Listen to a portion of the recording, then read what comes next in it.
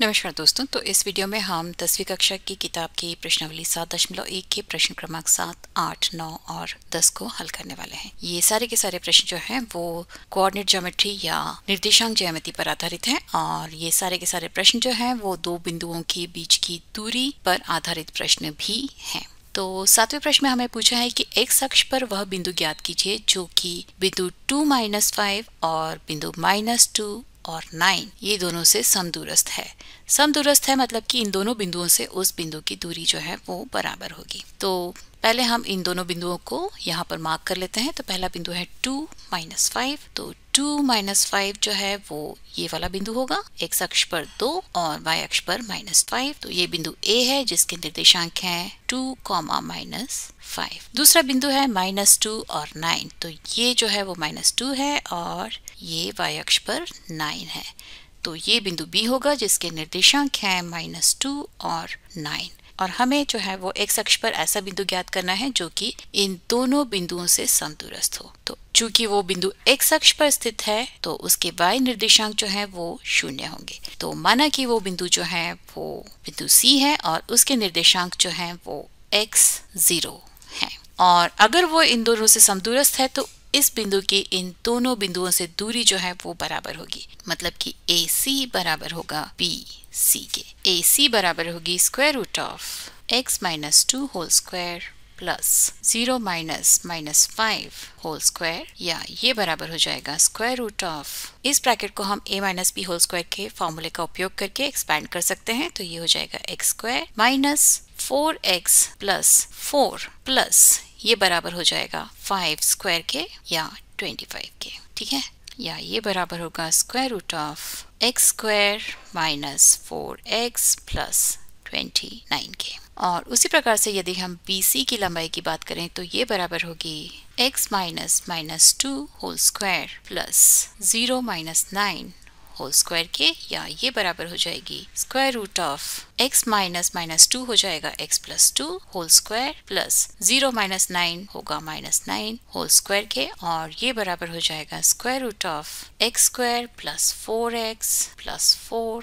Plus 81 के, या इसे आप लिख सकते हैं √(x² प्लस 4x प्लस 85 के रूप में। ठीक है, तो यहाँ पर अगर AC बराबर है BC के, मतलब कि AC का वर्ग बराबर होगा BC के वर्ग के। तो AC का वर्ग जो है वो इस स्क्वायर रूट के नीचे लिखा हुआ व्यंजक के बराबर होगा और BC का वर्ग जो है इस स्क्वायर रूट के नीचे लिखे हुए व्यंजक के बराबर होगा। या आप लिख सकते हैं कि x² माइनस 4x प्लस 29 बराबर होगा x² प्लस 4x प्लस 85 के। यहाँ पर इस x² से ये x² कैंसिल हो जाएगा और फिर यहाँ से आप लिख सकते हैं, और इसे यदि हम यहाँ ले जाएं तो ये हो जाएगा -8x बराबर हो जाएगा 85 माइनस 29 के, या ये बराबर होगा 56 के। तो यहाँ से आप देख सकते हैं कि x बराबर हो जाएगा -7 के। तो इस बिंदु C के निर्देशांक हो जाएंगे -7 और 0। -7 और 0 यानी कि ये वाला जो बिंदु है यहाँ पर,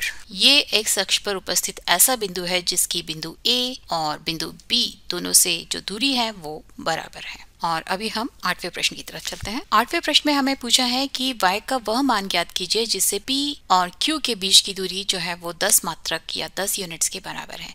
और P के निर्देशांक हमें दिए हैं 2, -3 और Q के निर्देशांक हमें दिए हैं 10, y। तो इन दोनों बिंदुओं P और Q को मिलाने वाली रेखा की जो लंबाई होगी वो बराबर होगी √10 -2 whole square plus y -3 whole square के बराबर, या ये बराबर होगी √10 -2 होता है 8 या 8 और 8 का स्क्वायर होता है 64 प्लस ये बराबर हो जाएगा y प्लस 3 होल स्क्वायर के, और ये जो लंबाई बराबर है वो 10 मात्रक या 10 यूनिट्स के बराबर है। और इस स्क्वायर रूट के साइन को हटाने के लिए हम इस बराबर के चिन्ह के दोनों ही तरफ का वर्ग कर देते हैं। तो लेफ्ट हैंड साइड में हो जाएगा 64 plus y plus 3 whole square बराबर हो जाएगा 100 के, या y प्लस 3 होल स्क्वायर बराबर हो जाएगा 100 माइनस 64 या 36 के। और अभी हम दोनों तरफ यदि वर्गमूल ले लें तो y प्लस 3 बराबर हो जाएगा प्लस और माइनस 6 के,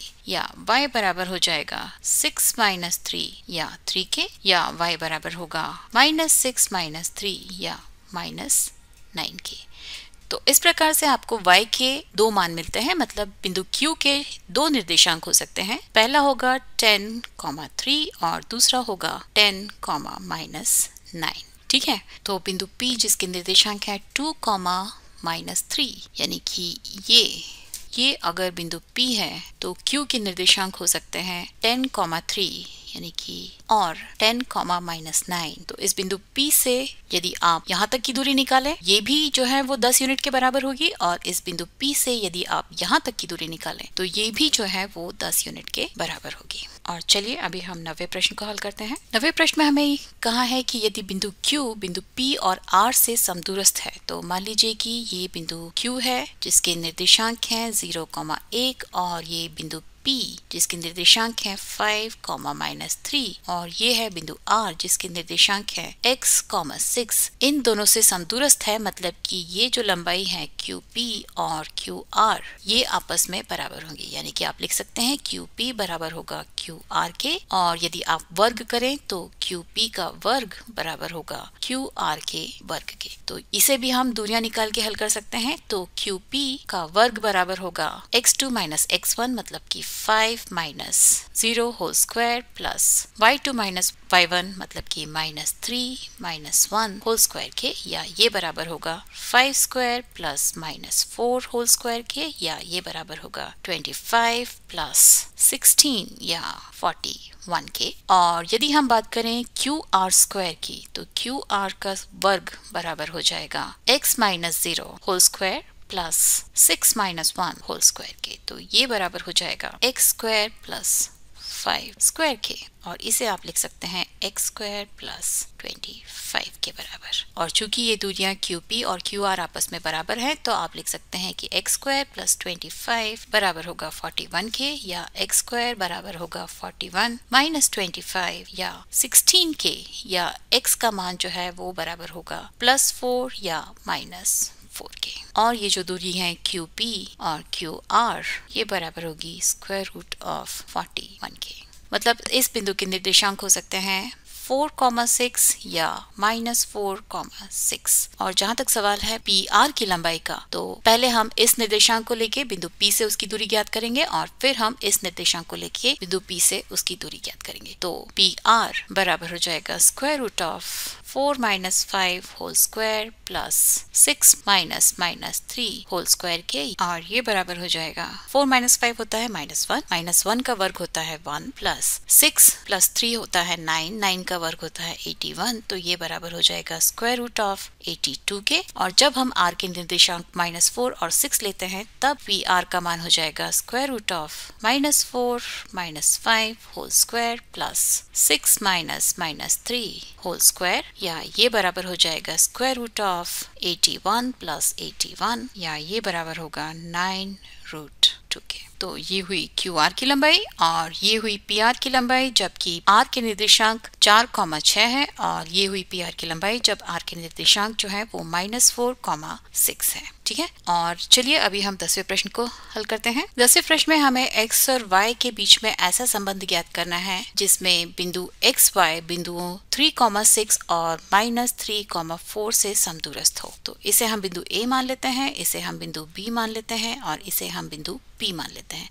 अगर XY इन दोनों बिंदुओं से समदूरस्थ है, मतलब कि PA बराबर होगा PB के, और यहाँ से आप कह सकते हैं कि PA का वर्ग ये भी बराबर होगा PB के वर्ग के। तो PA का वर्ग बराबर हो जाएगा 3 - x whole square plus 6 - y whole square के, और PB का वर्ग बराबर होगा -3 - x whole square plus 4 - y whole square के। तो ये बराबर हो जाएगा x square minus 6x plus 9 plus y square minus 12y plus 36 के, और ये बराबर होगा x square plus 6x plus 9, और ये बराबर हो जाएगा plus y square minus 8y plus 16। और चूंकि PA स्क्वायर बराबर है PB स्क्वायर के, तो आप लिख सकते हैं कि x square minus 6x plus y square minus 12y plus 45 बराबर होगा x square plus 6x plus y square minus 8y plus 25 के। दोनों ही तरफ x स्क्वायर कैंसिल हो जाएगा, दोनों ही तरफ y स्क्वायर भी कैंसिल हो जाएगा और अभी हम ये x और y की टर्म को राइट हैंड साइड ले जाएंगे और इस 25 को इधर ले आएंगे तो हमें मिलेगा 45 माइनस 25 बराबर होगा 6x minus 8y plus 6x plus 12y के या 12x प्लस 4y बराबर हो जाएगा 20 या 20 के। और ये पूरी की पूरी इक्वेशन जो है वो 4 से विभाजित होती है, तो इसे आप लिख सकते हैं 3x plus y equal to 5। 12 को 4 से विभाजित करने से 3 मिलता है, 4 को 4 से विभाजित करने से 1 मिलता है और 20 को 4 से विभाजित करने से हमें 5 मिलता है। तो या तो इस इक्वेशन को आप इस रूप में लिख सकते हैं या आप लिख सकते हैं 3x plus y minus 5 equal to 0। तो ये जो है वो x और y के बीच का रिलेशन है या संबंध है, जिससे कि बिंदु x y बिंदुओं 3,6 और बिंदुओं -3,4 से समदूरस्थ होता है। तो इस प्रश्नावली के लिए सिर्फ इतना ही और अगले वीडियो में हम अगली प्रश्नावली को हल करेंगे। तो तब तक के लिए आप मैथ्स स्मार्ट हिंदी को देखते रहिए, उसे सब्सक्राइब भी कीजिए और नोटिफिकेशन बेल बजाना मत भूलिए, क्योंकि तभी आपको पता चलेगा कि मेरा अगला वीडियो कब आने वाला है। तब तक के लिए नमस्कार।